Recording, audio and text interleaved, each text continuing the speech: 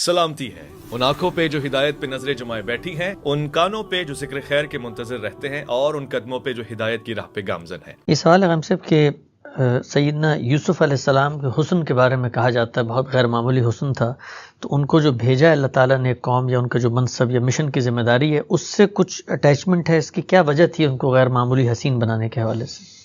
اللہ تعالیٰ جو باقی لوگوں کو غیر معمولی حسن دیتا ہے اس پر کبھی کوئی اعتراض نہیں ہوا۔ مختلف پیغمبر جتنے بھی آئے ہیں وہ اچھی صورت اور وجاہت ہی کے ساتھ آتے ہیں، ان کے ہاں یہ چیز غیر معمولی ہو گئی، لیکن اللہ تعالیٰ نے تو اس کو موضوع نہیں بنایا۔ انہوں نے تو حضرت یوسف کی جس خوبی کو موضوع بنایا ہے وہ یہ ہے کہ ہم نے اسے باتوں کی تہ تک پہنچنے کی صلاحیت دی تھی۔ یہ ظاہر ہے انسان کا، اور اس ظاہر میں ایک دوسرے سے بڑھ کر ہو سکتا ہے۔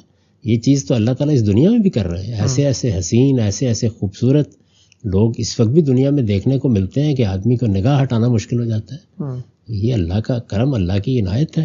علم، اقتدار، حسن، یہ اس کی نعمتیں ہیں، وہ دیتا ہے، اس کا پیغمبری کے ساتھ خاص نہیں ہے یہ بات۔ ٹھیک، ہم سب اور وہ کسی قوم کی طرف پیغمبر تھے بھی نہیں، وہ اصل میں ایک نئی امت کی تشکیل کے لیے بھیجے جانے والے نبی تھے۔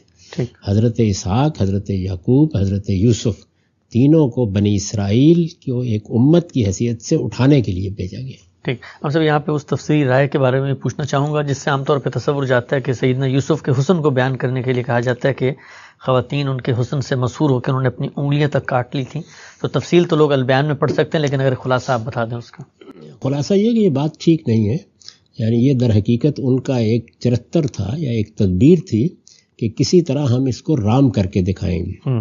جب زلیخا اس میں کامیاب نہیں ہوئی تو خواتین نے ان کو چیلنج دے دیا کہ ہم بتاتی ہیں، تو اس موقع کے اوپر انہوں نے اپنے ہاتھ کاٹ کر گویا یہ کہا کہ اگر ہماری بات نہیں مانو گے تو جیسے خودکشی کی دھمکی دی جاتی ہے۔ اچھا، قرآن مجید نے آگے بیان کر دیا یہ کہ یہ ان کی ایک تدبیر تھی اس کو رجھانے کے لیے، لیکن یوسف اس سے متاثر نہیں ہوئے۔ یعنی وہ غمزے اشوے بہائے کہ کہیں متوجہ ہو جائیں۔ جی بالکل ایسے۔